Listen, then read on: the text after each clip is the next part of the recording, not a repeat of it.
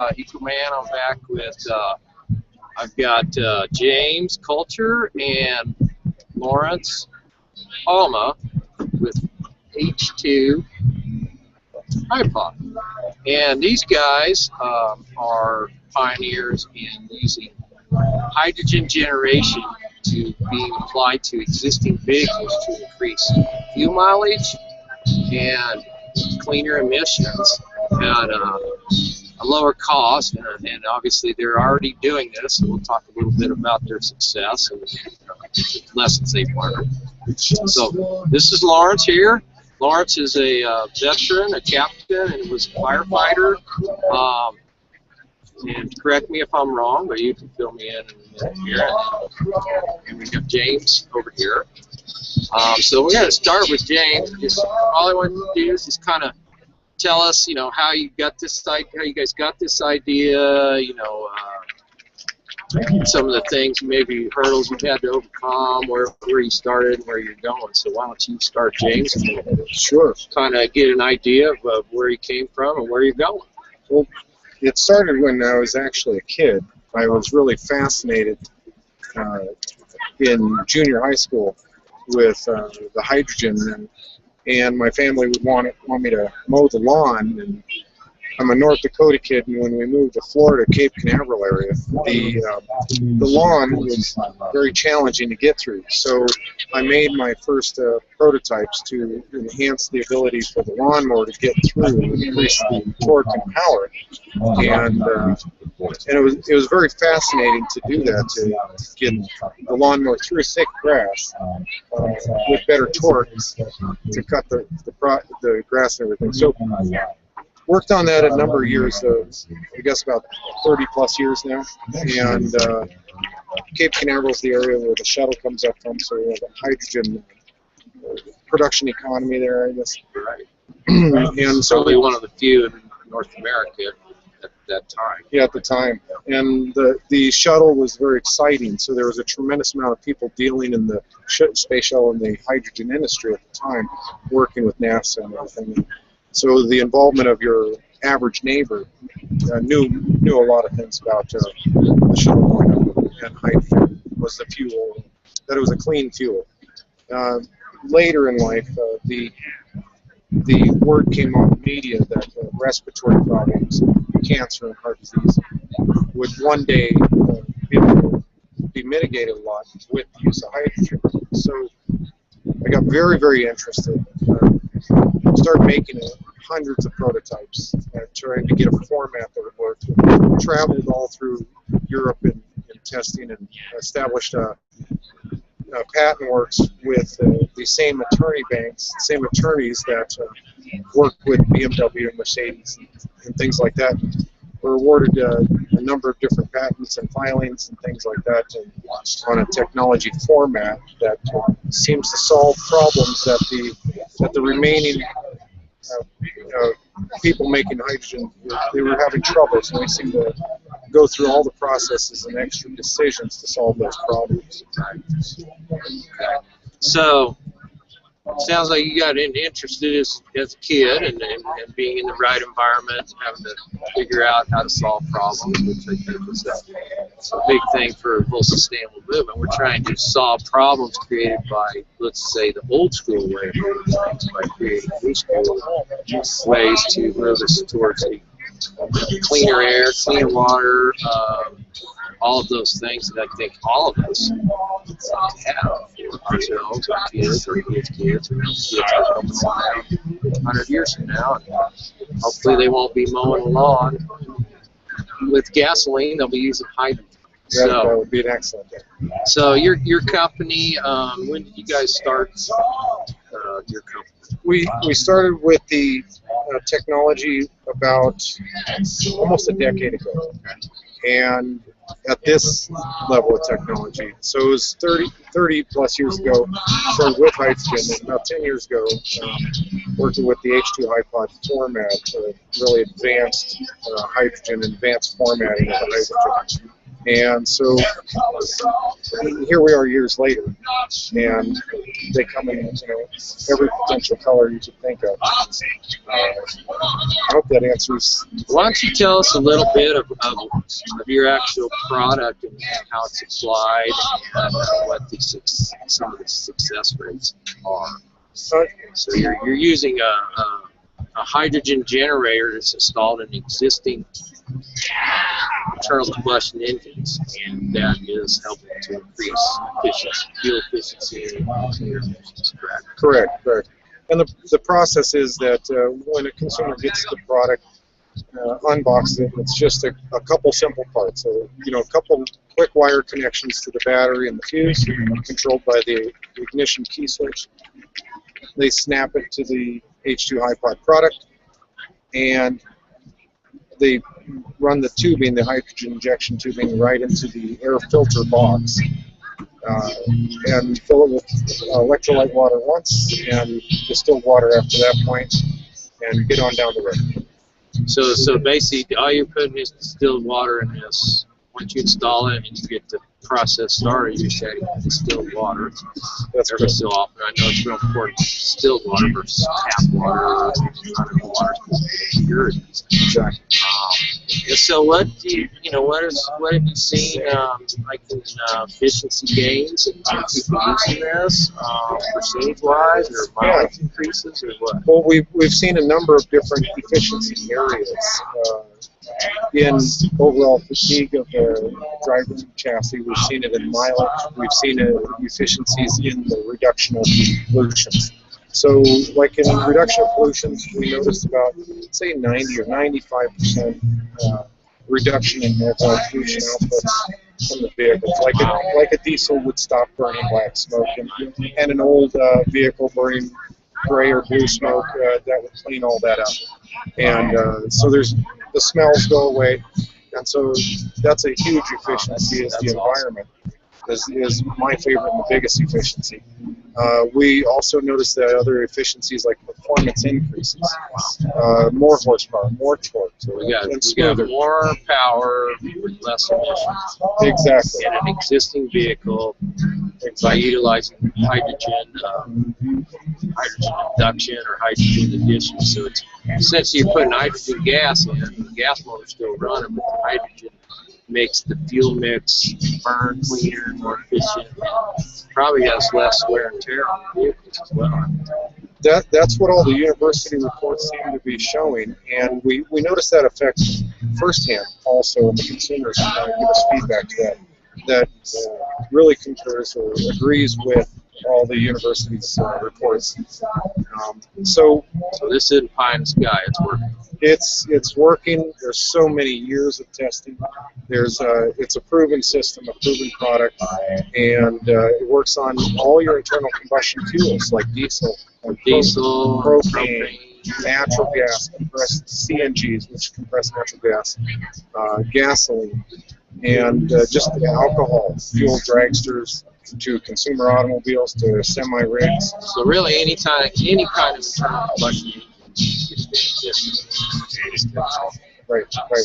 And our average consumer is reporting back around 30% consistent gains, 32%.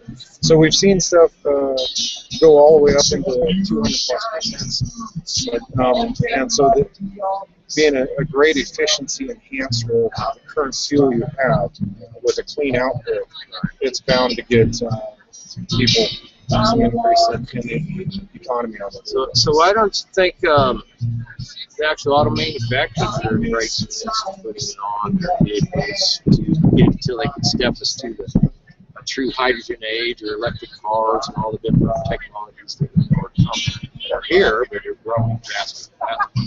I think they're all in testing with hydrogen.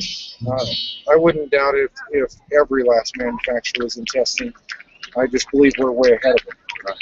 Well, plus you can, with your unit, you can take an existing car you already own, whether it's a hot rod from mile days as a hot rodder in Missouri, or a diesel engine. So we can, because I'm very sensitive to diesel particulates and emissions because of being overexposed to them as a youngin, so to speak. So Well, that's great. Well, I'm going to bring Lawrence in. I want to just kind of ask you, Lawrence, how did you get involved in this? I do, being a veteran, any veterans out there, welcome home and thank you. That's all we really want. Yeah. But I'm working with another employee here that has some issues about PTSD after the troops. Great. Employee calls and Air Force bases. They'll readjust get back. And talking to Kim, he said, "Wow, this is new company. We make hydrogen. Great. What does it do?" They kept on, "Well, it does this and that, does the other thing." I said, "Wow, that's interesting." Yeah, I'm seeing it. So I'm going, "Pod? Yeah, Pod does everything." I said, "Great. Why don't you find me an old one that's taken in my Jeep?" I'm kind of a Missouri type, show me. Yeah, show me, yeah. So that Jeep that I have is 2006. Love it dearly because I'm in search of last year and everything. But the best mileage I ever got with it on cruise on the 95 highway was 22 miles a gallon. Right. So last Friday evening, I put that on myself. I'm not that mechanical at the time. It's really easy to install. All the rigging comes with it, and all you have to do is put it in the fuse box with the ignitions. Put the hose into the air intake, fill it with just the water, and go for it. I drove 159 miles on 4 gallons of gas. Wow, so you Made me believe it. 30 plus miles a gallon. 22 up to 40. Wow. So almost double. Almost double. And to give you an idea about the torque increase, normally when I put those car on cruise control at 75 miles an hour, the torque is at 2,500 miles an hour. With this iPod on it, 75 miles an hour on cruise, 1,200 miles an hour. Wow. 1,300 RPM less that the engine has to work to maintain that. Right, so people that know RPM is revolutions per minute. What you're saying is reduce the revolutions per minute, which is going to amount to less wear and tear on the car. It's not working as hard to do the same thing. And then plus, we're getting cleaner emissions coming out of the tailpipe to that baby. Well, what I understand from physicists is when you burn a gallon of gas, you get 26 cubic pounds of soot that goes up to the air. And you bring the iPod on, you get 1 pound. Right. That's a big difference. And you'll feel, if it's your vehicle and you're used to it, you'll feel the difference in it. It's noticeable. Right. It's quieter. The transition between gears is smoother. Yeah. It's not working so hard to do the same thing. I was impressed with it because I won't sell everything I would buy myself. Well, and you know a lot about engines and efficiency because you were a wildland Wildland firefighter, but you flew helicopters and planes? I fly everything. I'm trained. I'm a senior master aviator. Wow. 56 years being a pilot. So you know something about a motor running efficiently because if it doesn't work good up there, you know you're coming down. Yeah, you can't just park. Yeah. It's a little different. Can't pull it. So it sounds like you have embraced this, and I think one of the things I'd like to talk about with you, Lawrence, is, and everybody out there, is how that as our veterans come home, we really want to empower them, help them heal from the things they've had to experience, as well as provide them with good paying jobs that are geared for the future.